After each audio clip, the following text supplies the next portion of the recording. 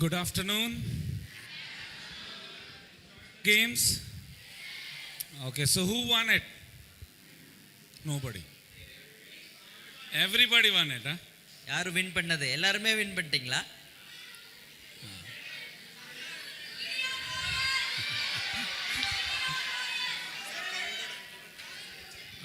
Okay.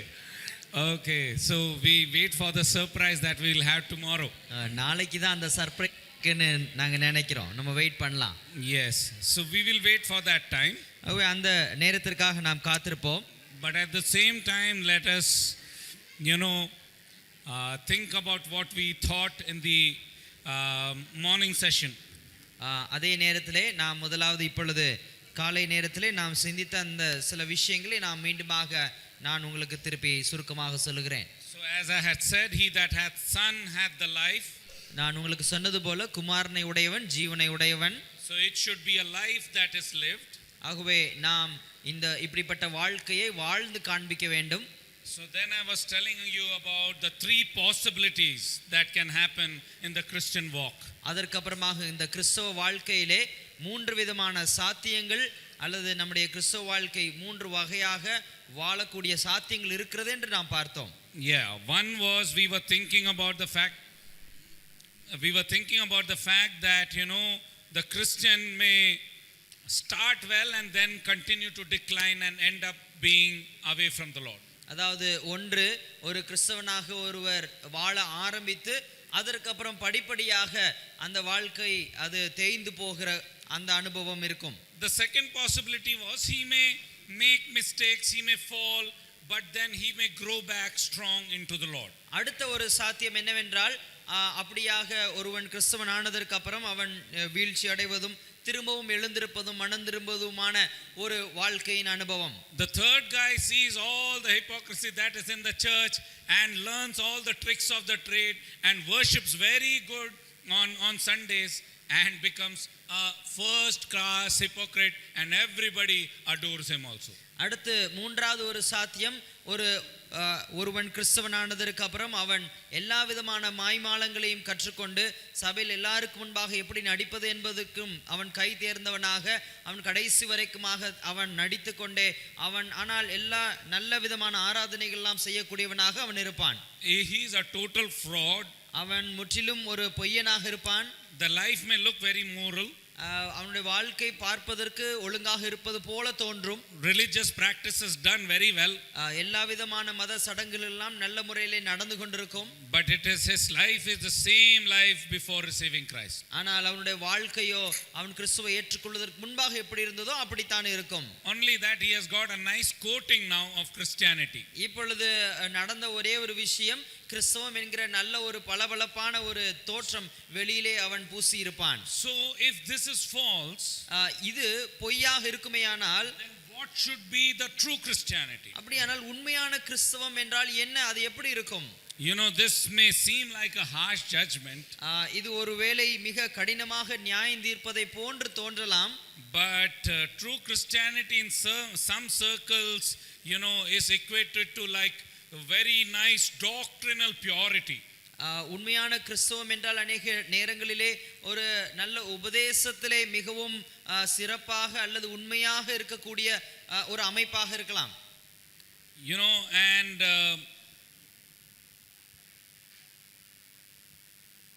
so I don't mean to say that there shouldn't be doctrines. I don't want them to get confused about that. நீங்கள் குழப்பமடைய தேவையில்லை. அதாவது நான் சொல்ல வருகிறது உபதேசம் முக்கியம் இல்லை என்ற ஒரு கோணத்தில் நான் சொல்ல வரவில்லை. It's important in life. அது வாழ்க்கையில் முக்கியம். But it is one part of the Christianity. ஆனால் கிறிஸ்தவத்தில் அது ஒரு பகுதி மட்டுமே. But it must be remembered that true Christianity is more than teaching. It is life. ஆகவே உண்மையான கிறிஸ்தவம் என்று சொன்னால் அது போதனையை காட்டிலும் அதிகமாக அது வாழ்க்கையை தான் அது காட்ட வேண்டும். Like I said, he who has the son should have நான் ஏற்கனவே சொன்னது போல குமாரனை உடையவன் he who has the son should have it in life. அந்த குமாரனை உடையவன் தன்னுடைய வாழ்க்கையிலே அதை ஜீவனாக காண்பிக்க வேண்டும். It shouldn't be just doctrine, doctrine, doctrine. அது போதனை போதனை உபதேசம் மட்டுமே இருந்துவிடக் கூடாது. Remember that life is more than morality. பாருங்கள், வாழ்க்கை என்பது இந்த இந்த ஒழுக்கம் என்கிற இந்த விஷயத்தை காட்டிலும் மேலானது. Morality means, trying to show off that, yeah, I am very pious. அதாவது சன்மார்க்கம் என்று சொன்னால் நான் மிகுந்த ஒரு பக்திமானை போல காட்டிக்கொள்வது. It is more than doctrinal accuracy. அது உபதேசத்தில் எவ்வளவு மிக குறிப்பாக இருக்கிறோம் என்பதை காட்டிலும் மேலாக ஒரு வாழ்க்கை. It is radical, not superficial. அது மேலோட்டமான ஒரு வாழ்க்கை அல்ல, ஒரு புரட்சிகரமான ஒரு வாழ்க்கை. It is very humble, not self-praising. அது மிகுந்த தாழ்மையான வாழ்க்கையாக இருக்கும், சுய புகழ்ச்சியுடைய ஒரு வாழ்க்கையாக இருக்காது. It is a far cry from the mild compatibility that passes for Christianity in thousands of churches. அதாவது ஆயிரக்கணக்கான சபைகளில் இருக்கக்கூடிய பொதுவான அந்த தோற்றமுடையதாக அது இருக்காது. We are becoming so compatible. Let us adjust everything. सब कुछ चलता है, चर्च में भी चलता है. எல்லாவற்றையும் நாம் அனுசரித்து தான் செல்ல வேண்டும், எல்லாவற்றையும் நாம் எடுத்துக்கொள்ளலாம் என்று சொல்லி பரவாயில்லை பரவாயில்லை என்கிற ஒரு மெத்தன போக்கு இருக்கக்கூடாது. The great imitation is so widely accepted. இவ்விதமாக மற்றவர்களைப் போலவே பார்த்து செய்வது பொதுவாக எல்லாராலும் அங்கீகரிக்கப்பட்டும் வருகிறது. It is accepted as genuine Christianity. அது உண்மையான கிறிஸ்தவன் அப்படித்தான் இருப்பான் என்றும் எல்லாரும் ஒத்துக்கொள்கிறார்கள். So that the real thing is actually considered as a threat. ஆனால் அதனுடைய உண்மை தன்மையை சோதித்து பார்த்தால் அது மிகுந்த அச்சுறுத்தலாக இருக்கும்.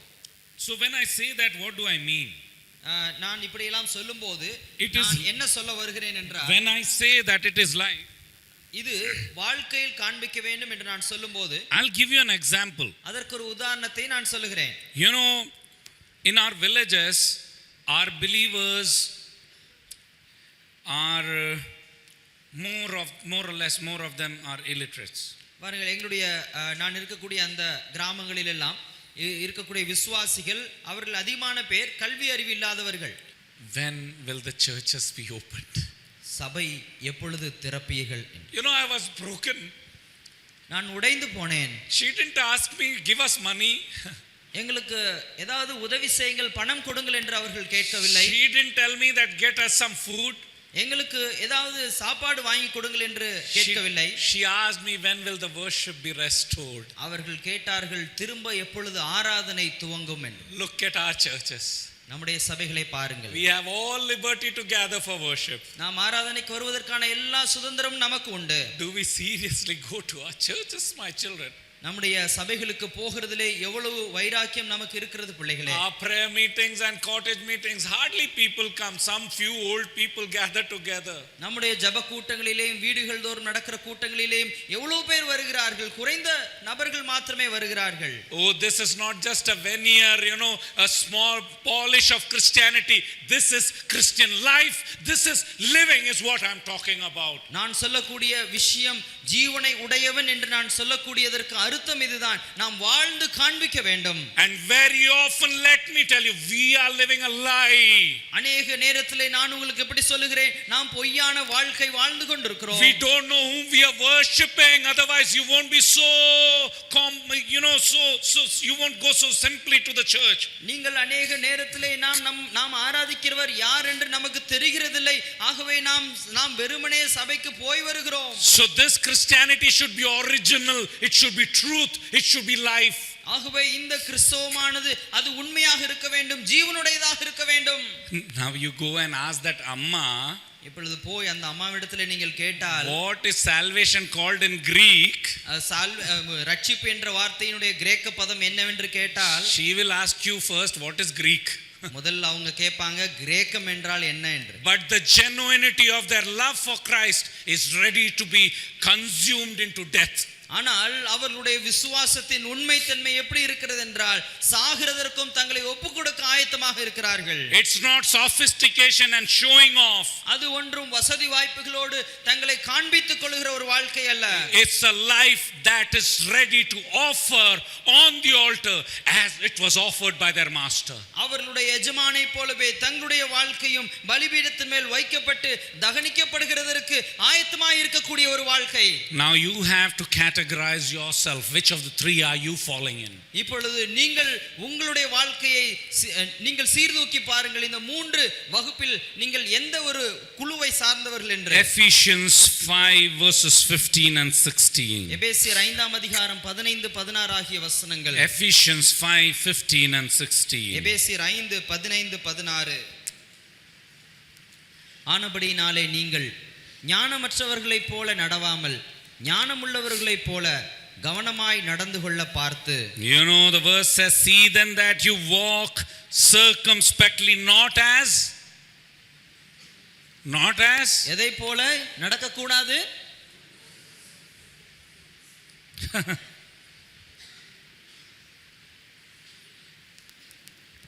see that how you walk carefully, not as fools. கவனமாய் நடந்து கொள்ள வேண்டும், ஞானமற்றவர்களைப் போல நடவாமல். What is fools called in Tamil? முட்டாள்கள். Is it written like that? ஞானமற்றவர்கள். Yeah, you know, we cover everything very smartly. இப்படித்தான் நாம் எல்லாவற்றையும் நாம் மிக புத்திசாலித்தனமாக மூடி வைக்கிறோம். Fools are fools. அங்கே முட்டாள்கள் மூடர்கள் தான். It is not being unwise, but it's being foolish. ஞானமற்றவர்கள் என்று சொல்கிறதற்குள்ளே முட்டாள்கள் என்று சொல்லலாம். You know, nowadays there is a cover up word for sin. பாருங்கள், இப்பொழுதுள்ள காலங்களிலே பாவத்தையும் மூடக்கூடிய வகையிலே ஒரு வார்த்தை இருக்கிறது. Brother, small mistake happened. Brother, ஒரு சின்ன ஒரு மிஸ்டேக் தான் நடந்துச்சு. Dude, you're talking about sin. நண்பனே, நீ பாவம் என்று சொல்ல வேண்டும். You're talking about something that costed Christ his life. கிறிஸ்துவுடைய ஜீவன் போகிறதற்கு ஏதுவான ஒரு விஷயத்தை நீ செய்திருக்கிறாய். It's no mistake, it's sin. இது சாதாரண ஒரு பிழை அல்ல, இது பாவம். I wish the churches and the eldership become so bold that they start calling sin. இன்றைய சபையும் சபை தலைவர்களும் மூப்பர்களும் மிக தைரியமாக எழுந்து நின்று சொல்லக்கூடியவர்களாக இருக்க வேண்டும், பாவத்தை பாவம் என்று அழைக்கிறதற்கு. And you know, there will be threat and fear in our life when we are gripped by sin. நாம் பாவத்தால் பிடிக்கப்படும் போது நம்முடைய வாழ்க்கையிலே பயம் நம்மை அதிகமாக பற்றிக்கொள்ள வேண்டும். See that you walk circumspectly, carefully. நீங்கள் ஞானமுள்ளவர்களைப் போல கவனமாய் நடந்து கொள்ள பார்த்து. Don't live like fools. நீங்கள் ஞானமற்றவர்களைப் போல நடவாமல், but those who are wise. ஞானமுள்ளவர்களைப் போல கவனமாய் நடக்க வேண்டும். So how do the wise walk? ஒரு ஞானமுள்ளவர்கள் எப்படி நடப்பார்கள்? They walk redeeming the time because the days are evil. அவர்கள் நாட்கள் பொல்லாதவைகளானதால் காலத்தை பிரயோஜனப்படுத்தி நடப்பார்கள். We have time for everything evil. நமக்கு பொல்லாத எல்லா விஷயத்திற்கும் நேரம் உண்டு, but no time for the church. ஆனால் சபைக்கு நேரம் இல்லை. We have every time for every tuition. மற்ற எல்லா விதமான டியூஷன் வகுப்புகளுக்கு போக நேரம் உண்டு. We have every time for everything under the sun to go on a tour. இந்த சூரியனுக்கு கீழே மற்ற எல்லா விஷயத்தையும் செய்கிறதற்கு, நமக்கு பிரயாணம் பண்ணி போகிறதற்கு, உல்லாச பயணம் போகிறதற்கு நேரம் உண்டு. But when it comes for genuine fellowship, oh, we take it so lightly. ஆனால் உண்மையான ஐக்கியத்தை காட்டுவதற்காக கூடி வர வேண்டும் என்று சொன்னால் அதை சாதாரணமாக எடுத்துக்கொள்கிறோம். My dear young children, the days are very evil. என் அருமை இளம் பிள்ளைகளே, நாட்கள் பொல்லாதவைகளாக இருக்கிறது. I'm concerned about you all. நான் உங்களை எல்லாவரையும் பற்றி நான் கவலைப்படுகிறேன். You know, the sin is so easily available today for you all. உங்கள் எல்லாருக்கும் பாவம் செய்கிறது மிக சுலபமாக செய்யும் அளவிற்கு பக்கத்தில் இருக்கிறது. It is just at the click of a button. ஒரு பட்டனை அழுத்தினால் போதும். This was not there in our days. நாங்கள் வளர்ந்த காலத்தில் எல்லாம் அப்படி இல்லை. I'm seriously concerned about you. உங்கள் எல்லாரையும் பற்றி உண்மையிலே நான் அதிக கவலையுடையவனாக இருக்கிறேன். I myself am going through so much because I have children of your age in my home. என்னுடைய வீட்டிலே அதிகமான பிரச்சனை வழியாக நானும் கடந்து செல்கிறேன். காரணம், உங்களுடைய வயதிலே எனக்கு பிள்ளைகள் உண்டு. So I can understand that it is very difficult for you all in your schools and in your colleges. ஆகவே என்னால் நன்றாக புரிந்து கொள்ள முடியும் உங்களுடைய பள்ளிகளிலே கல்லூரிகளிலே எவ்வளவு கடினமான வாழ்க்கை உங்களுக்கு இருக்கிறது என்று. Because nowadays the way people joke around is also so sinful. காரணம் இப்பொழுதெல்லாம் ஆட்கள் சிரித்து பேசும்போது கூட அந்த நகைச்சுவையில் அவ்வளவு பாவம் இருக்கிறது. They say jokes that are so dirty and they laugh, and sometimes we also laugh in our minds when they say that. அநேக நேரத்திலே அவர்கள் நகைச்சுவை என்ற பெயரிலே பேசக்கூடிய விஷயங்களிலேயும் அவ்வளவு அசுத்தம் இருக்கிறது. அதையும் நாம் நம்முடைய மனதிலே யோசித்து சிரித்துக் கொண்டிருக்கிறோம் உள்ளே. Am I saying the true thing? நான் உண்மையை தானே சொல்லுகிறேன். Am I not saying the true thing? நான் உண்மையை சொல்லாமல் இருக்கிறேனா? Isn't it very difficult every day? ஒவ்வொரு நாளும் அதிக கஷ்டமாக தானே இருக்கிறது. Yes, I know it's very difficult. ஆம், எனக்கு தெரியும் அது கஷ்டமாக தான் இருக்கிறது. And that is why with much burden I am telling you. ஆகவே தான் அதிக பாரத்தோடு கூட நான் இதை சொல்கிறேன். Walk carefully. நீங்கள் ஞானமாய் நடங்கள். Circumspectly. நீங்கள் கவனமாய் நடந்து கொள்ளுங்கள். Yeah, very carefully. மிகவும் கவனத்தோடு கூட. You have to redeem the time. நீங்கள் காலத்தை பிரயோஜனப்படுத்திக் கொள்ள வேண்டும். Yeah, let me go ahead hurrying up into what I need to cover in this time. நான் இந்த நேரத்தில் முடிக்க வேண்டிய அடுத்த பகுதிக்கு நான் வேகமாக செல்கிறேன். What time you can? Okay. Yeah, so you know the way 2024 should be the way out of this sham. பாருங்கள், இந்த 2024ஆம் ஆண்டு இதிலிருந்து வெளிவரக்கூடிய ஒரு ஆண்டாக இருக்க வேண்டும். You know, it should draw us into the reality of the life that is genuine of Christ. அதாவது உண்மையாக கிறிஸ்துவை பின்பற்றக்கூடிய ஒரு வாழ்க்கை நம்மிடத்திலிருந்து அது துவங்க வேண்டும். Shining like the light of our lives, Lord Jesus Christ. நம்முடைய வாழ்க்கையின் வெளிச்சமானது ஆண்டவராக இயேசு கிறிஸ்துவினுடைய வெளிச்சத்தைப் போலவே அது எழும்பி பிரகாசிக்க வேண்டும். A life that is worth being worshipped, that is of Jesus Christ. ஆண்டவராக இயேசு கிறிஸ்துவினுடைய வாழ்க்கை ஆராதிக்க தகுந்த வாழ்க்கையைப் போல நம்முடைய வாழ்க்கை தகுதி உள்ளதாக மாற வேண்டும். Our life should draw to that. நம்முடைய வாழ்க்கையானது அதை நோக்கி பயணிக்க வேண்டும். We should be presenting his resurrection glory in every aspect of our lives. நம்முடைய வாழ்க்கையின் எல்லா நிலைகளிலும் நாம் உயிர்த்தெழுதலின் வல்லமையை காண்பிக்க வேண்டியவர்களாக இருக்கிறோம். The world should know that you are dead to the old world. இந்த உலகமானது அறிய வேண்டும் நீங்கள் பழைய உலகத்திற்கு மரித்தவர்கள் என்று. That is what we read in Romans chapter 7. அதைத்தான் நாம் ரோமர் 7ஆம் அதிகாரத்தில் வாசிக்கிறோம். You know, dead to the world, நீங்கள் உலகத்திற்கு மரித்தவர்கள், living for Christ. கிறிஸ்துவுக்காக வாழுகிறவர்கள். And you know, we should have that great thought of his ascension. அவர் பரமேறி சென்றிருக்கிறார் என்கிற அந்த மிகப்பெரிய சிந்தனையை மனதில் இருத்திக் கொண்டவர்களாக வாழ வேண்டும். And his coming back should be something that we should be declaring always. நாம் எப்பொழுதுமே சொல்லிக் கொண்டிருக்கக்கூடிய வார்த்தையாக இருக்க வேண்டும் அவருடைய வருகை. That he is the King of kings and Lord of lords. அவரே ராஜாதி ராஜா கர்த்தாதி கர்த்தர் என்று. Now that is something which is very important in our life. அது நம்முடைய வாழ்க்கையிலே மிக முக்கியமான மற்றொரு விஷயம். To have the real life. உண்மையான ஒரு வாழ்க்கை வாழ்வது. To have true genuine Christianity. உண்மையான கிறிஸ்தவத்தை காண்பித்து வாழக்கூடிய வாழ்க்கை. In the best of your knowledge. உங்களுக்கு தெரிந்த அளவிற்கு. You may not know every Greek, Hebrew, Latin and everything about everything, you know. உங்களுக்கு எல்லாவற்றையும் பற்றி எல்லாமே உங்களுக்கு தெரிந்திருக்க முடியாது. கிரேக்க லத்தீன் போன்ற பாஷைகள் அதனுடைய நுணுக்கங்கள். But a life without compromise. ஆனால் சமரசம் செய்யாத ஒரு வாழ்க்கை வேண்டும். And that should be our life. அப்படிப்பட்ட வாழ்க்கை நமக்கு இருக்க வேண்டும். That will be very difficult. அது மிகவும் கடினம். You know, as a young man I lived in Bombay. நான் வாலிபனாக இருக்கும்போது பாம்பேயிலே வாழ்ந்தேன். Why I'm saying this is because this is what probably you all also will face. நான் இதை ஏன் சொல்கிறேன் என்றால் ஒருவேளை நீங்களும் அநேகர் இதை சந்தித்துக் கொண்டிருப்பீர்கள். And we feel that we will lose our friends if we don't compromise. நாம் சமரசம் செய்து கொள்ளாவிட்டால் நம்முடைய நண்பர்களை இழந்து விடுவோம் என்று நாம் நினைப்போம். So towards the you know end of the academic year of when I was in first year in college, நான் கல்லூரியிலே முதல் ஆண்டு அந்த முடித்ததற்கு அப்புறம் my friends decided that they will go out. என்னுடைய நண்பர்கள் அவர்கள் முடிவெடுத்தார்கள் வெளியே போகலாம் என்று. So when I'm talking about friends, it's girls and boys. நான் friends என்று சொல்லும்போது அது ஆண்களும் பெண்கள் எல்லாரும் தான். So they decided they'll go out. ஆகவே எல்லாரும் சேர்ந்து வெளியே போகலாம் என்று முடிவெடுத்தார்கள். So I also said, okay, if it's just going out, fine. ஆகவே நானும் கூட சொன்னேன், சரி சும்மா வெளியே போகிறது தானே பரவாயில்லை என்று. So then I also decided going with them.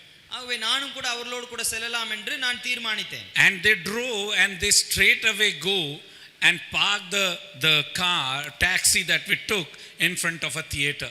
அவர்கள் புறப்பட்டு போய் நேரடியாக நாங்கள் எடுத்து போன அந்த டாக்ஸியை அந்த சினிமா தியேட்டருக்கு முன்பாக போய் நிறுத்தினார்கள். And you know the words that they says up to dimag kharab mat karna, the first word. Now don't spoil the day, you know. ஆகவே அவர்கள் நாங்க இறங்கின உடனே முதலில் சொன்ன வார்த்தை இந்த நாளை நீ மோசமாக்கி விடாதே என்று சொல்லி. So I understood now where the whole story is going. ஆகவே இப்பொழுது அவர்கள் எல்லாரும் எங்கே சென்று கொண்டிருக்கிறார் என்று எனக்கு தெரிந்து விட்டது. At that time a big film was released called Dilwale Dulhaniya Le Jayenge. இந்த ஒரு திரைப்படமானது அந்த நேரத்தில் வெளியாகி இருந்தது புதிதாக. Yeah, you don't know, don't worry, don't need to know, it's not important. உங்களுக்கு தெரியவில்லை என்றால் அதை பற்றி கவலைப்பட வேண்டாம், அது முக்கியமே இல்லை. And we landed there. நாங்கள் அங்கே போய் இறங்கினோம். And the first dialogue is please don't spoil the day. ஆகவே முதல் டயலாக் வந்தது இந்த நாளை நீ மோசமாக்கிறாதே, எங்களுடைய மூட கெடுத்துறாத அப்படின்னு. That means they know that I don't go for movies. அதனுடைய அர்த்தம் அவர்களுக்கு தெரியும் நான் திரைப்படத்திற்கு போகிறவன் அல்ல என்று. The next dialogue is we have bought balcony tickets. அடுத்த டயலாக் என்னன்னா நாங்கள் பால்கனில டிக்கெட் வாங்கி இருக்கிறோம். Even for you. உனக்கும் சேர்த்து தான். So now don't spoil the mood, okay? ஆகவே மூட ஸ்பாயில் பண்ணிராத, சரியா? What should I do? இப்போ நான் என்ன செய்யணும்? Spoil the mood, don't spoil the mood. Don't be very spiritual, okay now. இப்போ ரொம்ப ஆவிக்குரியவர்களை போல நீங்கள் ஆயிர வேண்டாம். மூட ஸ்பாயில் பண்ணணுமா ஸ்பாயில் பண்ண கூடாதா? Yeah, all the friends are saying, 20 of them in 2-3 cars. 20 பேர் இருக்கோம், ஒரு 2-3 டாக்ஸில வந்திருக்கிறோம். They want to watch a movie. அவர்கள் இப்பொழுது ஒரு படம் பார்க்க வந்திருக்கிறார்கள், விரும்பினார்கள். My dad is not there. எங்க அப்பா இல்ல அங்க. Mama is not there. எங்க அம்மாவும் அங்க இல்லை. I don't know, need to call and tell them also that I'll be late home, okay, because they are not there. I am the only one who's in Bombay. நான் மட்டும் தான் பாம்பேல இருக்கேன், நான் வீட்டுக்கு லேட்டா வருவேன் அப்படினு சொல்கிறதற்கும் அவசியம் இல்லை. Children, what I did? பாருங்க பிள்ளைகளே, நான் என்ன செஞ்சேன்னா I ran. நான் ஓடினேன். I was an athlete. நான் ஒரு ஓட்டப்பந்தய வீரன். Yes, I love running. எனக்கு ஓடுகிறது ரொம்பவும் பிடிக்கும். I ran for my life. என்னுடைய வாழ்க்கைக்காக ஓடினேன். I ran. நான் ஓடினேன். I just didn't see where that bus is going. அந்த பஸ் எல்லாம் எங்கே போகிறது என்று பார்க்க நான் ஓடினேன். Just ran and jumped into a running bus. நான் வேகமாக ஓடக்கூடிய ஒரு பஸ்ல நான் ஏறி விட்டேன். And when I went and asked the TC where's the bus going, அதற்கு அப்புறம் தான் டிக்கெட் கொடுக்கிறவர்ட்ட கேட்டேன் இந்த பஸ் எங்க போகுதுன்னு. he is asking pagal ho gaya kya? அவன் கேட்டான் உனக்கு என்ன பைத்தியம் ஆயிட்டியா அப்படி? You don't know where the bus is going, why are you jumping and running into? Bus எங்க போகுதுனே தெரியல, நீ வாட்டுக்கு ஏறி வந்துட்டு கேக்குறியேன்னு கேட்டான். There will be situations like that in life. அப்படிப்பட்ட சூழ்நிலை உங்களுடைய வாழ்க்கையில வரலாம். The best thing is to run. நீங்கள் செய்ய வேண்டிய சிறந்த விஷயம் ஓடுவது மட்டுமே. You know what? I didn't lose a single friend. பாருங்கள், எனக்கு ஒரு நண்பர் கூட நான் இழந்து விடவில்லை. Oh, they still loved me as much as they loved me the first day. அவர்கள் அந்த முதல் நாளில் என்னை எவ்வளவு நேசித்தார்களோ இன்னும் என்னை அவ்வளவு நேசிக்கிறார்கள். Satan wants to make us feel that we will lose everything. பிசாசு விதமான ஒரு தோற்றம் அளிக்க விரும்புகிறான், நாம் எல்லாவற்றையும் இழந்து விடுவோம் என்று. Run from the devil. பாருங்கள், பிசாசை விட்டு விலகி ஓடி போங்கள். And that is what Joseph did. அதைத்தான் யோசேப்பு செய்தார். He lost his clothes, but he kept his sanity. அவருடைய வஸ்திரத்தை இழந்து போனார், ஆனால் பரிசுத்தத்தை காத்துக்கொண்டார். Yes, he kept his holiness. ஆம், அவர் தம்முடைய பரிசுத்தத்தை காத்துக்கொண்டார். Yes, that is what we all can do, my children. Run.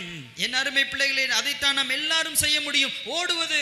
Oh, I would like to stay on that point, but the time is just running and I need to complete. அதே விஷயத்தை கூடுதலாக நான் பேச விரும்புவேன், ஆனாலும் கூட நான் மற்ற விஷயங்களை முடிக்க வேண்டும். Now this is the next thing that I want to tell you. நான் அடுத்த விஷயம் உங்களோடு கூட சொல்ல விரும்புகிறது. The way is what we are talking about. நாம் பேசிக் கொண்டிருக்கிறோம் அல்லவா, அந்த வழி என்று. You should look for yourself in which category of the 3 are you in. நான் முன்பு யோசித்த அந்த வகுப்புகளில் நீங்கள் எதை சார்ந்தவர்கள் என்று நீங்கள் தீர்மானிக்க வேண்டும். This is something that is very important that I am coming to now. இப்பொழுது நான் சொல்ல போகிறது மிக முக்கியமான மற்றும் ஒரு குறிப்பு. From the day brother Desikan called me, this verse was in the top of my mind when he called me and told me that I need to come here. சகோதரர் தேசிகன் அவர்கள் என்னை கூப்பிட்ட அந்த நாள் முதற்கொண்டு என்னுடைய மனதிலே வந்து கொண்டிருக்கிற வசனம் தான் இது. So we'll go to that reference in Jude. அந்த வேத வசனத்தை நாம் எடுத்து வாசிக்கலாம். யூதா. How many chapters in Jude? யூதாவிலே எத்தனை Jude chapter 3, is it there? யூதா 3வது அதிகாரம் இருக்கிறதா அப்படி? Okay, so when I say Jude 11, that means there is only one chapter and chapter 1 verse 11. ஆகவே யூதா 11 என்று சொன்னால் ஒரே ஒரு அதிகாரம் தான் இருக்கிறது, யூதா 11வது வசனம். So Jude chapter 1 verse 11. யூதா முதல் அதிகாரம் 11வது வசனம். இவர்களுக்கு ஐயோ, இவர்கள் காயீனுடைய வழியில் நடந்து பிலேயாம் கூலிக்காக செய்த வஞ்சகத்திலே விரைந்தோடி கோரா எதிர்த்து பேசின பாவத்திற்குள்ளாகி கெட்டு போனார்கள். How many characters do you see here? இந்த வசனத்திலே எத்தனை கதாபாத்திரங்கள் வருகிறது? Stand. எத்தனை நபர்கள்? How many characters do we see here? எத்தனை நபர்களை பற்றி நாம் இந்த வசனத்தில் பார்க்கிறோம்? 3, 3, 2, 4. 4. How many characters? எத்தனை நபர்கள், எத்தனை கதாபாத்திரங்கள்?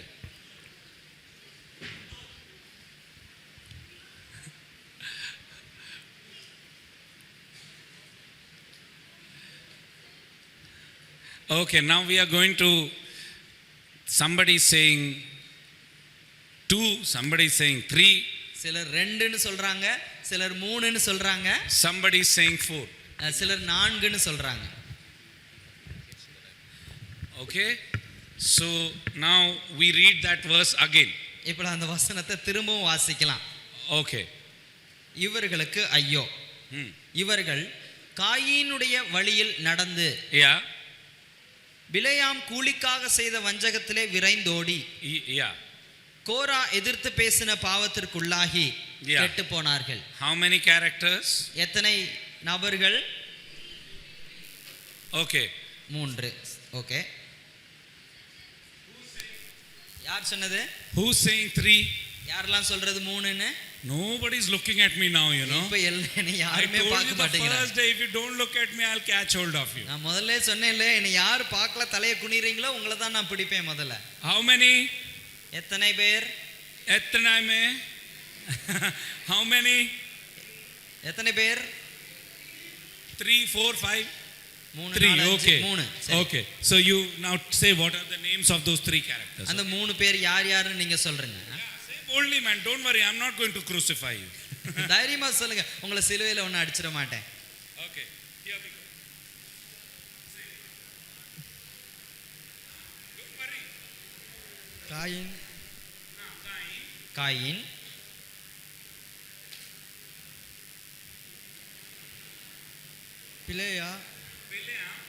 பிலேயாம், Korah, Okay. Korah. So that is the only 3? 3 தானா? Fine. Any more? வேற யாராவது? Somebody saying 5 or 2? யாரோ 5ன்னு சொன்னீங்களே, யாரோ 2ன்னு சொன்னீங்களே. Huh? Oh, somebody saying 4 also. ஓ 4ன்னு கூட சில பேர் சொல்றீங்க. Anybody saying 4 in the girls side? Girls பக்கத்துல யாராவது 4 சொல்றீங்களா? I was saying, but now I'm not. Okay. நான் சொல்லிட்டு இருந்தேன், இப்ப சொல்லல. Anybody 4? 4ன்னு யாராவது சொல்றீங்களா? Nobody is saying 4. யாருமே 4 சொல்லலையா? Ammachi wants to become young and tell the answer now. அம்மச்சி தான் அந்த பதில் சொல்லி அவங்க வாலிப பிள்ளையா மாற விரும்புறாங்க. Anybody who was saying 4 this side? I was hearing some சொன்னீங்களே. girls saying 4. Okay, okay. Who's the 4? I mean, whoever sins also is the. Yes, yes. There is a they. இவர்கள் அப்படின்னு ஒரு வார்த்தை இருக்குது. No? இவர்களுக்கு ஐயோ. Yeah, it is said that there is a they, for woe unto them, for they have gone in the way. அங்க இவர்கள் என்ற வார்த்தையும் கூட அந்த வசனத்தில் வருகிறது. You know, the way of Cain. பாருங்கள், காயினுடைய வழி. And that is the way that we see in Genesis. அந்த வழியை நாம் ஆதியாகமத்திலே பார்க்கிறோம். Now, if I go to that portion, I'm sure that I'm not going to be able to complete what I'm going to say. நான் சொல்ல வருகிற விஷயத்தை இப்பொழுது அந்த பகுதியிலே போய் நான் சொல்ல ஆரம்பித்தால் நான் முடிக்கவே முடியாது. So, which chapter of Genesis do you see Cain? காயினை பற்றி நாம் எந்த அதிகாரத்தில் நாம் பார்க்கிறோம்? Come on, say loudly. சத்தமா சொல்லுங்க. Oh, if you say that like that, okay. Sure, chapter 4? நிச்சயமாவே 4ஆம் அதிகாரமா? Not in chapter 3. 3ஆம் அதிகாரத்தில் இல்லையா? Okay. So, in chapter 4 is what we look at, Cain. இந்த 4ஆம் அதிகாரத்தில் தான் காயினை பற்றி நாம் பார்க்கிறோம். And you know, Cain was born in the best of times. பாருங்கள், காயின் ஒரு சிறப்பான ஒரு காலகட்டத்தில் பிறந்தவர். He was born in a time when, you know, there was nobody before Cain. காயினுக்கு முன்பாக வேறு ஒருத்தருமே இல்லை, அப்படிப்பட்ட ஒரு காலத்தில் பிறந்தவர். And Adam and Eve could not blame anybody. ஆதாமும் ஏவாளும் வேறு யாரையும் குற்றம் சாட்ட முடியாது. You know, nowadays what parents do? இப்பொழுது பெற்றோர்கள் என்ன செய்கிறார்கள் Oh தெரியுமா? my தம்பி, he is the best guy. என் மகன் தான் ரொம்ப சிறப்பான பையன். Don't go and ask his friends அவனுடைய நண்பர்கள்ட்ட போய் கேட்றாதீங்க what he's best in. அவன் எதுல சிறப்பா இருக்கான்னு. So you know, they couldn't say that my son got spoiled because of Hari. என் பையன் வந்து ஹரினால தான் இவன் கெட்டு போனான்னு சொல்றதுக்கு இல்லை. He lived in the safest of times. அவன் மிக ஒரு பாதுகாப்பான காலத்தில் வாழ்ந்தவன் காயின். They had not seen what you know, Instagram was. இன்ஸ்டாகிராம்லாம் என்னன்னு அவங்க பார்த்திருக்கவே இல்லை. They didn't know what YouTube was. YouTube என்னன்னு அவங்களுக்கு தெரியாது. But in those times Cain was born. ஆனால் அந்த காலகட்டத்திலே காயின் பிறந்தார். And what happens over there? அப்பொழுது என்ன நடந்தது? You know, when we come, பாருங்கள், நாம் இதை பார்க்கும்போது while the children were born, அந்த பிள்ளைகள் பிறந்ததற்கு அப்புறம் it is written that, you know, when they grew up, Abel became a shepherd while Cain cultivated the ground. நாம் இவ்விதமாக வாசிக்கிறோம், ஆபேல் ஆடுகளை மேய்க்கிறவனானான், காயின் நிலத்தை பயிரிடுகிறவனானான். Is that how it is written in verse 2 of your Bible also? 2ஆம் வசனத்தில் அப்படித்தான் உங்களுடைய பைபிளில் எழுதியிருக்கிறார். When they grew up, அவர்கள் பின்பு அவனுடைய சகோதரனாகிய ஆபேலை பெற்றான். ஆபேல் ஆடுகளை மேய்க்கிறவன். Yeah, you're right. Yeah, so yes, thank you. You know, the sequence is changed over there. Did you notice that? பாருங்கள், அந்த வரிசை மாற்றப்பட்டிருக்கிறது. அதை நீங்கள் கவனித்தீர்களா? Who was the firstborn? முதலில் பிறந்தது யார்? Okay, loudly. Who was the firstborn? முதல் பிறந்தது யார்? Okay, you know, the firstborn was? முதல் பிறந்தது யாரு? But whose name is written first? ஆனால் யாருடைய பெயர் முதலில் வருகிறது? Whose name is written first? See in that யாருடைய sequence. பெயர் முதலில் வருகிறது? அதனுடைய வரிசையை பாருங்கள். And Abel was when the profession came, it is spoken about Abel first. அங்கே வேலையை பற்றி சொல்லும்போது ஆபேல் முதலில் வருகிறான். Cain was the tiller of ground. இங்கே காயின் நிலத்தை பயிரிடுவனாக இருந்தான். You know, if we had time, we could have gone through so many things, but no time. Let's go ahead. நமக்கு நேரம் இருந்தால் இப்படி अनेक விஷயங்களை அதிலே பார்க்கலாம். இப்பொழுது நேரம் இல்லை, வேகமாக போகலாம். Verse 4. 4ஆம் அதிகாரம் 4வது வசனம். ஆபேலும் 3 and 4. I'm sorry. 3 நாளையும் சேர்த்து வாசிக்கலாம். சில நாள் சென்ற பின்பு காயின் நிலத்தின் கனிகளை கர்த்தருக்கு காணிக்கையாக கொண்டு வந்தான். ஆபேலும் தன் மந்தையின் தலையீற்றுகளிலும் அவைகளில் கொழுமையானவைகளிலும் சிலவற்றை கொண்டு வந்தான். ஆபேலையும் அவன் காணிக்கையையும் கர்த்தர் அங்கீகரித்தார். 5 also. 5ஐயும் வாசிக்கலாம். காயினையும் அவன் காணிக்கையும் அவர் அங்கீகரிக்கவில்லை. அப்பொழுது காயினுக்கு மிகவும் எரிச்சல் உண்டாகி அவன் முகநாடி வேறுபட்டது. Yes, you know, they both have brought before the Lord an offering. பாருங்கள், இவர்கள் இருவருமே ஆண்டவருக்கு முன்பாக காணிக்கையை கொண்டு வந்தார்கள். But Cain's offering is not accepted. ஆனால் காயினுடைய காணிக்கை அது அங்கீகரிக்கப்படவில்லை. At the same time, Abel's offering was accepted. ஆனால் அதே நேரத்திலே ஆபேலுடைய காணிக்கை அங்கீகரிக்கப்பட்டது. But immediately after that, ஆனால் அதற்கு அப்புறம் உடனடியாகவே we see in chapter 5, verse 5, நாம் 5ஆம் வசனத்தில் பார்க்கிறோம், Cain was very wroth and his countenance fell. அப்பொழுது காயினுக்கு மிகவும் எரிச்சல் உண்டாகி அவன் முகநாடி வேறுபட்டது. Cain was very angry. காயினுக்கு மிகவும் கோபம் வந்தது. So is anger in itself bad? கோபம் ஒரு தவறான ஒரு விஷயமா?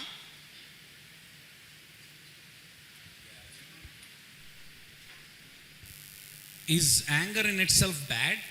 கோபம் ஒரு தவறான ஒரு விஷயமா? How many say yes? Let's lift our hands. எத்தனை பேர் ஆம் என்று for anger is சொல்கிறீர்கள்? bad. கோபம் தப்புதான் என்று சொல்லக்கூடியவர்கள் Only so many people. இவ்வளவு பேர் தானா? See, I am doing the Satan's job and hands are going up. பாருங்க, Only so many. பிசாசுனுடைய வேலையை செஞ்சுட்டு இருக்கேன், எல்லாரும் கையை தூக்கிக்கிட்டே இருக்கீங்க. Yeah, let's get our hands down. நம்ம கையை கீழே போடலாம். You know, the Bible says that the Lord's anger is going to fall upon men. எங்கள் வேதம் சொல்கிறது கர்த்தருடைய கோபம் மனுஷர்கள் மேல் விழப்போகிறது என்று. Oh, now if anger is wrong, கோபம் தவறு என்றால் can God be wrong? கர்த்தர் தவறு செய்பவரா? You know, this is something that so many people in our church try to say, you know. நம்முடைய சபைகளிலே அநேகரும் சொல்ல முயற்சிக்கிறது இப்படித்தான். No, anger, righteous anger is good. ஆம், நீதியுள்ள கோபம் நல்லது. You know, if my son is doing a mistake, I need to tell him in an angry tone that you have done wrong.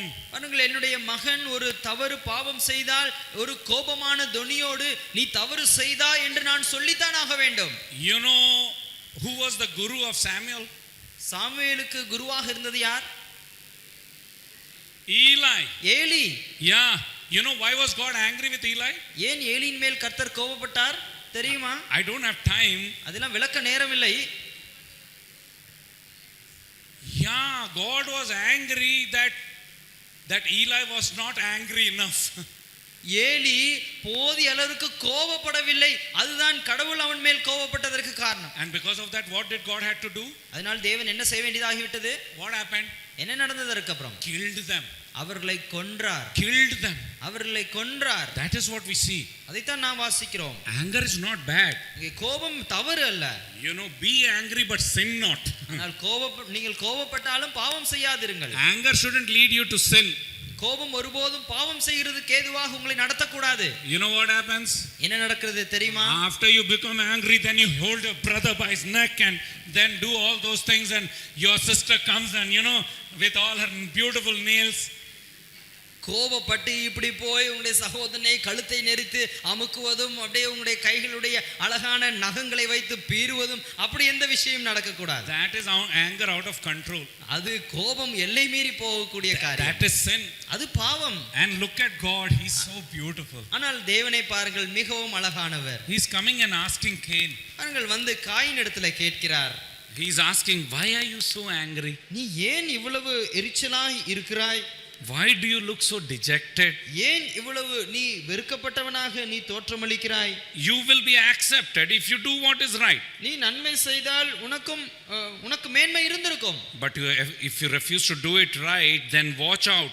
Sin is crouching at the door, eager to control you, but you must subdue it and be its master. நீ நன்மை செய்யாதிருந்தால் பாவம் வாசற்படியில் படுத்திருக்கும், அவன் ஆசை உன்னை பற்றி இருக்கும், நீ அவனை ஆண்டு கொள்ளுவாய். You know, this is the story of Cain, and then Cain goes on to murder his brother. இதுதான் காயினுடைய கதை. அதற்கு அப்புறம் போய் தன்னுடைய சகோதரனை கொலை செய்ய போனான். Cain goes on to murder his brother. Coin போய் தன்னுடைய சகோதரனை கொலை செய்கிறதற்காக போனான். And he ends up as the first murderer in the Bible. வேதத்திலே முதல் கொலைபாதகன் என்கிற பட்டத்தை பெற்றான். And when we are reading this chapter of Jude, நாம் இந்த விஷயத்தை யூதா நிருபத்தில் படிக்கும்போது, you know, you should sometimes I feel wish I had the mind wherein I could by heart this book of Jude. இந்த யூதா புத்தகத்தை நான் மனப்பாடமாக செய்து வைத்திருந்தால் நலமாக இருக்கும் என்று அநேக நேரத்திலே நான் யோசித்திருக்கிறேன். At least I could take the credit of, you know, reading one full by hearting one full book. அதாவது ஒரு முழு புத்தகம் எனக்கு மனப்பாடமாக தெரியும் என்று பெருமையாக சொல்லி இருக்கலாம். So if somebody would ask me, do you even know one book of the Bible by heart, I could have said yes, the book of Jude. யாராவது என்னிடத்துல வந்து வேதத்துல ஒரு புத்தகமாவது உனக்கு மனப்பாடமாக தெரியும் என்று கேட்டால் நான் தைரியமாக சொல்ல முடியும், ஆம் எனக்கு இதுதான் தெரியும் என்று. This man of God has put just few words but is filled with wisdom. இந்த தேவனுடைய மனுஷன் ஒரே ஒரு அதிகாரம் தான், சில வசனங்கள் மாத்திரமே எழுதி இருக்கிறார், ஆனால் அவ்வளவு ஞானம் நிறைந்துள்ளது. You know, we see this verse that woe to them for they have gone in the way of Cain. காயினுடைய வழியிலே போனவர்களுக்கு ஐயோ என்று சொல்லப்பட்டிருக்கிறது. Yes, and that is what we see over here. அதைத்தான் நாம் இங்கே ஆதியாகமத்திலே பார்க்கிறோம். And when I say that, I call that wrong worship. நான் இதை சொல்லும்போது இதை தவறான ஆராதனை என்று தலைப்பிட்டிருக்கிறேன். The way of Cain is pointing us to a wrong worship. இந்த காயினுடைய வழி தவறான ஆராதனைக்கு நேராக அவனை எடுத்து சென்றது. And you know, it is very dangerous. ஆனால் இது மிகவும் ஆபத்தானது. Unfortunately, the church is infested with it. துரதிர்ஷ்டவசமாக சபைகள் இப்படிப்பட்ட காரியங்களால் பிடிபட்டிருக்கிறது. People who have got the gift of the gab have become big worshippers in our churches. இங்கே நம்முடைய சபைகளிலே இப்படிப்பட்ட மிகப்பெரிய வரங்கள் இருக்கிறதாக காண்பித்துக் கொண்டு ஒரு ஆராதிக்கிறவர்களாக தங்களை காட்டிக் கொள்கிறார்கள். When marriage proposals come, திருமண ஆலோசனைகள் வரும்போது என்ன நடக்கிறது? Brother, how's this boy? இந்த பையன் எப்படி brother? Does he stand up and worship? எந்திரிச்சிருந்து அவன் ஆராதிப்பானா? But they don't know after that worship where he had gone. அதுக்கு ஆராதனைக்கு அப்புறம் எங்க போறான்னு அவங்களுக்கு தெரியாது. What is his life? அவனுடைய வாழ்க்கை என்னன்னு தெரியாது. Big worship, brother. எழுந்துச்சு நல்லா ஆராதிப்பான் பிரதர். Hebrew, Greek. எபிரேய கிரேக்கம்லாம் தெரியும். But his life is Hebrew and Greek after he goes out. ஆனால் வெளியே போனதற்கு அப்புறம் அவனுடைய வாழ்க்கை எபிரேய கிரேக்க போல இருக்கும். Unfortunately, so many of them have made their way into our churches. துரதிர்ஷ்டவசமாக இப்படிப்பட்ட அநேகர் நம்முடைய சபைகளிலே உள்ளே புகுந்திருக்கிறார்கள். Once upon a time, the Christians were called the people of the way. ஒரு காலகட்டத்தில் எல்லாம் கிறிஸ்தவர்கள் மார்க்கத்தின் வழியை உடையவர்கள் என்று அழைக்கப்பட்டார்கள். Acts 9 chapter 1 and 2. Acts chapter 9 verses 1 and 2. அப்போஸ்தலர் 9ஆம் அதிகாரம் முதல் 2 வசனங்கள். It is written over there because I just want to let you know that we were called the people of the way. காரணம் நாம் மார்க்கத்தின் வழி உடையவர்கள் என்று அழைக்கப்பட வேண்டும். ஆகவே நான் இதை வாசிக்க விரும்புகிறேன். Even before everybody was called Catholic, Methodist, brethren and everything, we were called actually the people of the way. இங்கே கத்தோலிக்கர்கள் பிரதரன் லூத்தரன் என்று அழைக்கப்படுவதற்கு முன்பாகவே கிறிஸ்தவர்கள் அவர்கள் மார்க்கத்தார் என்று அழைக்கப்பட்டார்கள். Yeah, verses 1 and 2. 1-2 ஆகிய வசனங்கள். We'll read in Tamil so that everybody can follow in English. நாம் தமிழிலே வாசிக்கலாம், மற்றவர்கள் ஆங்கிலத்திலே அதை வாசிக்கும்படி கேட்டுக்கொள்கிறேன். சவுல் என்பவன் இன்னும் கர்த்தருடைய சீஷரை பயமுறுத்தி கொலை செய்யும்படி சீரி பிரதான ஆசாரியரிடத்திற்கு போய் இந்த மார்க்கத்தாராகிய புருஷரை ஆகிலும் ஸ்திரீகளை ஆகிலும் தான் கண்டுபிடித்தால் அவர்களை கட்டி எருசலேமுக்கு கொண்டு வரும்படி தமஸ்குவில் உள்ள ஜெப ஆலயங்களுக்கு நிருபங்களை கேட்டு வாங்கினான். Is it there the word இந்த மார்க்கத்தார்? Oh, yeah, okay. People of the way. Okay. மார்க்கத்தார். We were called the people of the way. இந்த மார்க்கத்தை உடையவர்கள் மார்க்கத்தார். Why were they called so? ஏன் அப்படி அழைக்கப்பட்டார்கள்? Because they believed in the way, the Lord Jesus Christ. காரணம் அவர்கள் இந்த வழியிலே நம்பிக்கையுடையவர்கள் ஆண்டவராகிய இயேசு கிறிஸ்துவில். And that way Lord Jesus Christ was their lifestyle. அந்த வழியை உடையவராகிய ஆண்டவராகிய இயேசு கிறிஸ்துவின் வாழ்க்கை முறையாக இவர்களுக்கு மாறி இருந்தது. Let me come to something which is very serious. மிகவும் முக்கியமான ஒரு விஷயத்தை நான் இப்பொழுது உங்களுக்கு சொல்ல விரும்புகிறேன்.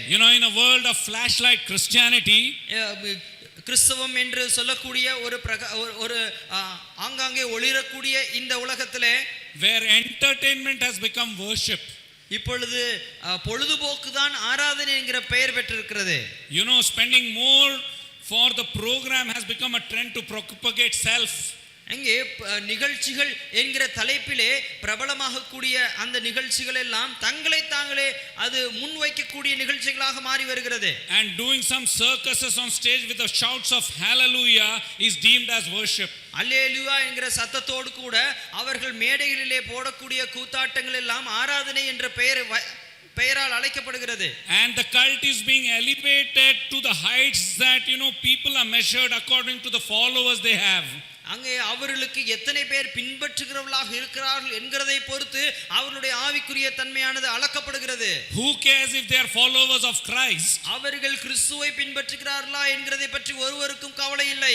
But we want to be followers of this artist. ஆனால் இந்த கலைஞர்களுக்கு நாம் பின்பற்றுகிறவர்களாக இருக்க வேண்டும் என்று நாம் விரும்புகிறோம். It's very dangerous. பாருங்கள், இது மிகவும் ஆபத்தானது. Worshiptainment is being practiced now. இங்கே இப்பொழுது ஆராதனை பொழுதுபோக்கு தான் பழக்கத்தில் இருந்து வருகிறது. Yeah, worshiptainment. I call it worshiptainment. Worshiptainment என்று அதை நாம் அழைக்கலாம். Yeah, and many of our children are falling to it. நம்முடைய அநேகருடைய பிள்ளைகளும் இதிலே விழுந்திருக்கிறார்கள். Earlier in our days it was like fitting to the peer group that you had.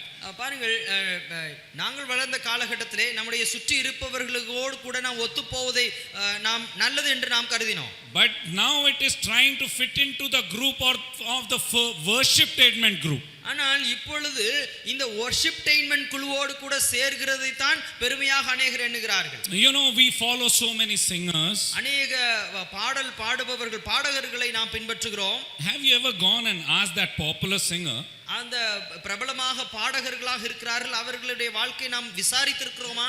brother, how much time do you spend on your knees?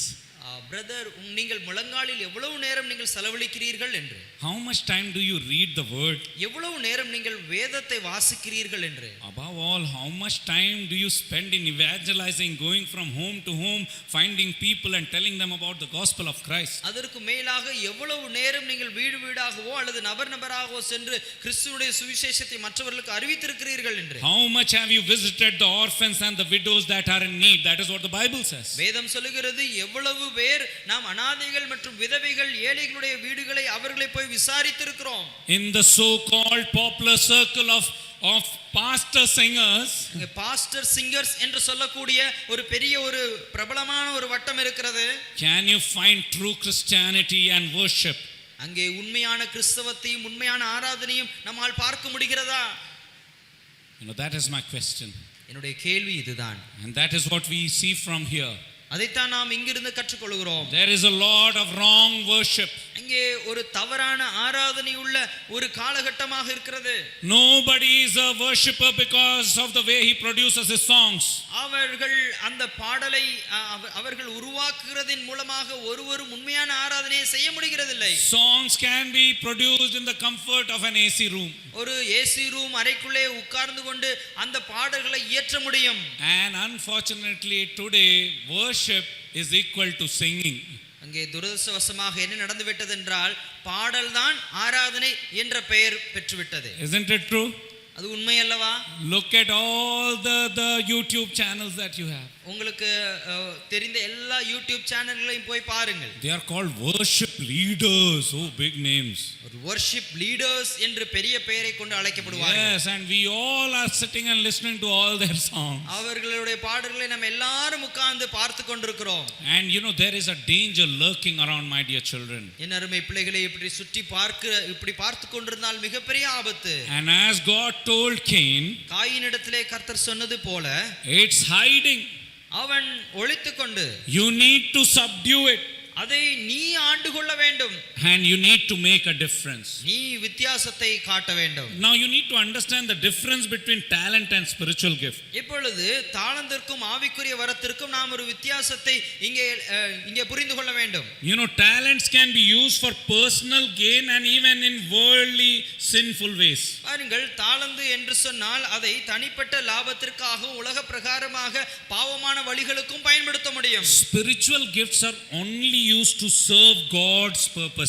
ஆனால் ஆவிக்குரிய வரங்களோ தேவனுடைய நோக்கங்களை மாத்திரமே நிறைவேற்றுகிறதற்கு நாம் பயன்படுத்துகிறோம். 1 Corinthians chapter 12 verses 7 to 11 you will find all these spiritual gifts which I don't have time to enter into. இந்த 1 கொரிந்தியர் 12ஆம் அதிகாரம் 7 முதல் 11ஆம் வசனத்திலே ஆவிக்குரிய வரங்களை பற்றி ஒரு பட்டியல் இருக்கிறது. அதை நீங்கள் போய் வாசித்து பார்க்கலாம். Spiritual gifts help in the growing of the church. சபையினுடைய வளர்ச்சிக்கு உதவுவதுதான் இந்த ஆவிக்குரிய வரங்கள்.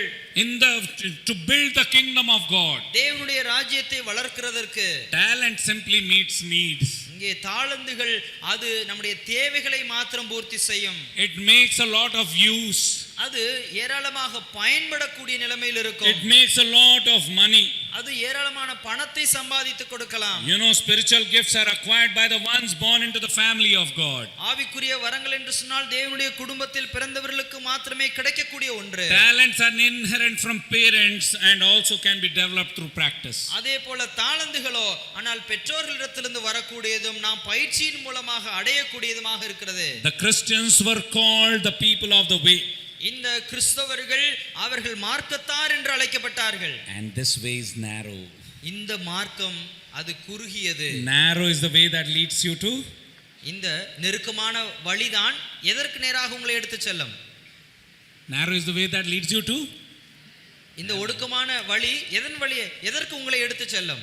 You know, when we talk very often about these things, இந்த விஷயங்கள் எல்லாம் அடிக்கடி நாம் பேசும்போது, oh Jim brother, you are very narrow minded. Jim brother உங்களுக்கு ரொம்ப குறுகின மனப்பான்மை, You know, are talking very narrow minded. நீங்க ரொம்ப குறுகின மனப்பான்மையோடு பேசுறீங்க brother. But let me tell you, wide is the way that he leads you to.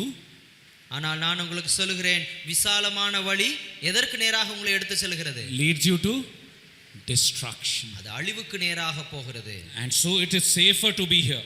ஆகவே நாம் இதிலே இருப்பது மிகுந்த பாதுகாப்பு. You know, when we see all these things, பாருங்கள், இதையெல்லாம் நாம் பார்க்கும்போது we need to understand what does a Christian do. ஒரு கிறிஸ்தவன் என்ன செய்வான் என்றும் நாம் புரிந்து கொள்ள வேண்டும். Why were they called so? ஏன் அவர்கள் அப்படி அழைக்கப்பட்டார்கள்? Because ஏனென்றால் they walked and lived like Christ. அவர்கள் கிறிஸ்துவை போல வாழ்ந்து நடந்தார்கள். They were ready to offer their life for Christ. அவர்கள் தங்களுடைய உயிரையும் கூட கிறிஸ்துவுக்காக கொடுப்பதற்கு ஆயத்தமாக இருந்தார்கள். Now the question is, do you live that way? இப்பொழுது கேள்வி என்னவென்றால், அப்படி நீங்கள் வாழ்கிறீர்களா? Do you live in a way that the world, when they finds you, will have enough reasons to accuse you to be a Christian? நீங்கள் வாழக்கூடிய வாழ்க்கை இந்த உலகத்தார் பார்க்கும்போது நீங்கள் கிறிஸ்தவர்கள் தான் என்று உங்கள் மேல் குற்றம் சாட்டு வைக்கக்கூடிய அளவிற்கு போதிய ஆதாரங்கள் வாழ்க்கையில் இருக்கிறதா? So he talks about this Jesus Christ. இந்த இயேசுவை பற்றி இவன் பேசுகிறான் என்று சொல்ல முடியும். Oh, he says that it is his kingdom and he wants to live that way. அது ஒரு தனி ராஜ்யம், அதன் வழியிலே தான் வாழ்வேன் என்று இவன் சொல்லுகிறான் என்று சொல்ல முடியும். He keeps telling everybody about Jesus Christ. நாம் எல்லாரிடத்திலே இயேசு கிறிஸ்துவை பற்றி அவன் சொல்லுகிறான். You know, will there be enough reasons for you to be put in a court saying that, yeah, this guy, you know, he is a Christian? இப்படி உங்களை பிடித்து ஒரு நீதிமன்றத்திலே ஒப்படைத்து இவன் ஒரு கிறிஸ்தவன் தான் என்று உங்கள் மேல் குற்றச்சாட்டுகளை அல்லது நிரூபணத்தை வைக்க முடியுமா? Would the world find enough reasons to accuse you to be a Christian? நீங்கள் ஒரு கிறிஸ்தவன் தான் என்று குற்றச்சாட்டு வைக்கும் அளவிற்கு போதிய காரணங்கள் நம்முடைய வாழ்க்கையிலே காணப்படுகிறதா? Because you worship Christ. காரணம் நீங்கள் கிறிஸ்துவை ஆராதிக்கிறவர்கள் என்ற நிலைமையிலே. So what does a Christian do? ஒரு கிறிஸ்தவன் என்றால் என்ன செய்கிறான்? What does it say in Matthew 12 and 18? மத்தேயு 12:18 என்ன வாசிக்கிறோம்? We are already done. Matthew 12 and verse 18, 19, 20. மத்தேயு 28, 18, 19, 20. Jesus came and spoke to them saying, all authority has been given to me in heaven and earth. ஆண்டவராக இயேசு சொன்னார், வானத்திலும் பூமியிலும் எனக்கு சகல அதிகாரமும் கொடுக்கப்பட்டிருக்கிறது. Matthew 28:18. And then it says in verse 19, அதுக்கப்புறம் 19ஆம் வசனத்தில் இப்படி வாசிக்கிறோம், go therefore and make disciples of all nations. ஆகவே நீங்கள் புறப்பட்டு போய் சகல சிருஷ்டிக்கும் நீங்கள் சுவிசேஷம் அறிவித்து, baptizing them in the name of the Father and the Son and of the Holy Spirit. அவர்களுக்கு பிதா குமாரன் பரிசுத்த ஆவியானுடைய நாமத்தில் ஞானஸ்நானம் கொடுங்கள். Teaching them to observe all things that I have commanded you. நான் உங்களுக்கு கற்பித்த யாவையும் அவர்கள் கைக்கொள்ளும்படிக்கு அவர்களுக்கு உபதேசம் பண்ணுங்கள். Matthew 28, 18, 19, 20, and now it says that, you know, all things that I have commanded you, and lo, I am with you always, even to the end of the age. அதற்கு அப்புறமாக 20ஆம் வசனத்தில் சொல்கிறார், இதோ உலகத்தின் முடிவு பரியந்தம் சகல நாட்களிலும் நான் உங்களுடனே கூட இருக்கிறேன். So from this I'm not going to ask you questions, but I'm going to hurry up now. ஆகவே இதற்கு அப்புறம் நான் உங்களிடத்திலே கேள்வி எதுவும் கேட்க மாட்டேன், நான் வேகமாக சொல்லி முடிக்கிறேன். I would just say 4 things from here that we need to learn. நான் இந்த வசனத்திலிருந்து 4 விஷயங்கள் நாம் கற்றுக்கொள்ள வேண்டிய விஷயத்தை சொல்லி நான் முடிக்கிறேன். What does a Christian do? ஒரு கிறிஸ்தவன் என்ன செய்வான்? He preaches the gospel. அவன் சுவிசேஷத்தை பிரசங்கிப்பான். Second, இரண்டாவது, he disciples people to follow Christ the way the Lord did. ஆண்டவர் செய்தது போல ஆட்கள் கிறிஸ்துவை பின்பற்றுகிறதற்கு இவன் சீஷத்துவம் செய்வான். He guides people to the decision of baptism. அவன் ஞானஸ்நானம் எடுக்கிறதற்கு ஏதுவாக ஜனங்களை வழிநடத்துவான். He guides the baptized to the fellowship of God's people. ஞானஸ்நானம் பெற்றவர்களை ஆண்டவருடைய ஜனங்களுடைய ஐக்கியத்திற்குள்ளாக அவன் கொண்டு வருவான். Now the question is this. இப்பொழுது கேள்வி இதுதான். Are you a Christian? நீங்கள் கிறிஸ்தவரா? Are you practicing these things? நீங்கள் இந்த காரியங்களை பயிற்சி செய்கிறீர்களா? Are the guys who are singing all those praise and worship songs, are they doing this? இங்கே துதி ஆராதனை என்று பிரபலமாக இருக்கிறவர்கள், இதை பாடக்கூடியவர்கள் இதை செய்கிறார்களா? And if they are saying they are worshippers, isn't it worshiptainment and entertainment? அவர்கள் இதை செய்கிறவர்களாக இல்லாத காரணத்தினாலே அவர்கள் worshiptainment என்றுதானே அவர்கள் செய்து கொண்டிருக்கிறார்கள். And that is where Cain was going wrong. He brought whatever he had. அதைத்தான் காயின் செய்து கொண்டிருந்தான். அவன் தன்னிடத்தில் இருக்கிறதை மாத்திரம் கொடுத்து கொண்டிருந்தான். You know, he had to bring it the way God wanted it. ஆனால் கர்த்தர் எந்த வழியிலே கொண்டு வர விரும்புகிறாரோ அந்த வழியிலே அவன் கொண்டு வரவில்லை. You know what was wrong with his worship? இந்த ஆராதனையில் என்ன தவறு இருந்தது? Why wasn't his worship accepted? ஏன் அவனுடைய ஆராதனை அங்கீகரிக்கப்படவில்லை? You know, should we go further? Yeah, you know, before even we get to the question why Abel's offering was accepted, ஆபேலுடைய பலி ஏன் அங்கீகரிக்கப்பட்டது என்று நாம் கேட்பதற்கு முன்பு there are few things that we should understand. நாம் புரிந்து கொள்ள வேண்டிய சில விஷயங்கள் உண்டு. You know, we live in a very accommodating world nowadays. நாம் இப்பொழுதெல்லாம் எல்லாம் பரவாயில்லை என்று அட்ஜஸ்ட் பண்ணக்கூடிய ஒரு உலகத்திலே வாழ்ந்து கொண்டிருக்கிறோம். We are hyper tolerant and overtly sentimental. நாம் அதிகமாக எல்லாவற்றையும் பொறுத்து சகிப்புத்தன்மையோடு அதே போல உணர்ச்சி வசப்படக்கூடிய நிலைமையில் இருக்கிறோம். Oh, don't judge anyone. இங்கே யாரையும் நீங்கள் நியாயம் தீர்க்க வேண்டாம். And on top of all that, எல்லாவற்றுக்கும் மேலாக some of us throw this word around, நம்மில் சிலர் இப்படி வார்த்தைகளை எல்லாம் பேசுகிறோம். Oh, God just accepts us the way you are. நீங்கள் இருக்கிற வண்ணமாகவே ஆண்டவர் ஏற்றுக்கொள்கிறார் அல்லவா? But unfortunately they turn God's grace into anything goes mentality. ஆனால் அவர்கள் தேவனுடைய கிருபையை அவர்களுக்கு என்னவெல்லாம் தோன்றுகிறோ அதற்கு ஏதுவாக வளைத்துக் கொள்கிறார்கள். It would be foolishness அது இது இப்படி செய்வது மதிகேடாக இருக்கும். To go and tell a downcast and angry Cain, அங்கே போய் ஒரு சமுதாயத்தில் ஒதுக்கப்பட்டவனை, it's okay Cain, காயின் பரவாயில்லை, cheer up man, நீ நல்லா பண்ணு, God accepts you the way you are. நீ இருக்கிற வண்ணமாகவே ஆண்டவர் அங்கீகரித்துக் கொள்வார். Don't worry, நீ எல்லாம் கவலைப்படாத, சரியா? Really? அப்படி சொல்லலாமா? உண்மையில் the fact of the matter is that God didn't accept Cain. அங்கே உண்மை என்னவென்றால் காயினை கர்த்தர் அங்கீகரிக்கவில்லை. God's favor didn't rest on Cain. அங்கே கர்த்தருடைய கிருபை அவனை ஒன்றும் ரட்சிக்கவில்லை. God attempted to worship Cain attempted to worship God. Coin ஆண்டவரை ஆராதிக்க முயற்சி செய்தான். But the Lord was not pleased. ஆனால் அதில் ஆண்டவர் பிரியம் வைக்கவில்லை. And that is the unfortunate situation that we all are facing now. நம்மில் அநேகரும் சந்திக்கக்கூடிய ஒரு துக்ககரமான ஒரு சூழ்நிலை அது. We should worship God on his terms. நாம் கர்த்தர் அவர் சொன்ன வண்ணமாக ஆராதிக்க வேண்டும். We should draw near to God in the way that he has appointed. அவர் நமக்கு எவ்விதமாக நியமித்திருக்கிறாரோ அதே போல அவரை நாம் கிட்டி சேர வேண்டும். We must bring our offerings to God in accordance to his instruction. நாம் அவர் நமக்கு அறிவுறுத்தி இருக்கிறபடி நாம் அவரை ஆராதிக்க வேண்டும். And God has given us enough instructions. தேவன் நமக்கு போதுமான அளவிற்கு இதற்கு போதனை கொடுத்திருக்கிறார். And I'm sure that Adam and Eve also knew how to worship. ஆதாமும் ஏவாளும் கூட எப்படி ஆராதிக்க வேண்டும் என்று தெரிந்தவர்கள் தான் என்று நமக்கு தெரியும். So it should have been done in God's the way that God wanted it. ஆகவே தேவன் விரும்பின வழியிலே அது செய்யப்பட்டிருக்க வேண்டும். Let me wind up here. நான் இதோடு கூட முடிக்கிறேன். We are living in a world which is presenting worship itself in the wrong way. இங்குவே நாம் எப்படிப்பட்ட உலகத்திலே வாழ்கிறோம் என்றால் ஆராதனையே தவறான ஒரு கண்ணோட்டத்தில் காண்பிக்கக்கூடிய ஒரு உலகத்தை வாழ்ந்து கொண்டிருக்கிறோம். And that is where we need to be very careful. இந்த ஒரு விஷயத்திலே தான் நாம் மிகுந்த கவனத்தோடு செயல்பட வேண்டும். Our heart should be right with God. நம்முடைய இருதயமானது தேவனிடத்தில் சரியாக இருக்க வேண்டும். So as we go into the final session, probably I may have to rush into so many things because it is wrong worship that we are looking at Cain from. இங்கே இந்த கடைசி செய்திக்கு போகும்போது இன்னும் அநேக விஷயங்களை நான் வேகமாக சொல்ல வேண்டியதாக இருக்கிறது. ஆகவே காயின் செய்தது ஒரு தவறான ஒரு ஆராதனை. Running the wrong way of greed is what Balaam stands for. இங்கே பிலேயாம் எதற்கு அவன் உதாரணமாக இருக்கிறான்? அவன் பொருளாசையுடையவனாக தவறான விஷயத்தை நோக்கி போனான். Wrong priorities. அங்கே தவறான முன்னுரிமை. Perishing in the way of Korah. இங்கே கோராவினுடைய வழி. In a way of rebellion. அது மீறுதலின் வழி. We'll come to that in the next session and the winding of final session. நாம் அடுத்த அந்த நிறைவு செய்தியின் போது அதை பற்றி நாம் பேசலாம். So my dear children, let us be very careful. ஆகவே என் அருமை பிள்ளைகளே நாம் மிக கவனமாக நடந்து கொள்வோம். The days are very wicked. காலங்கள் பொல்லாதவைகளாக இருக்கிறது. May the Lord help us in understanding these scriptures.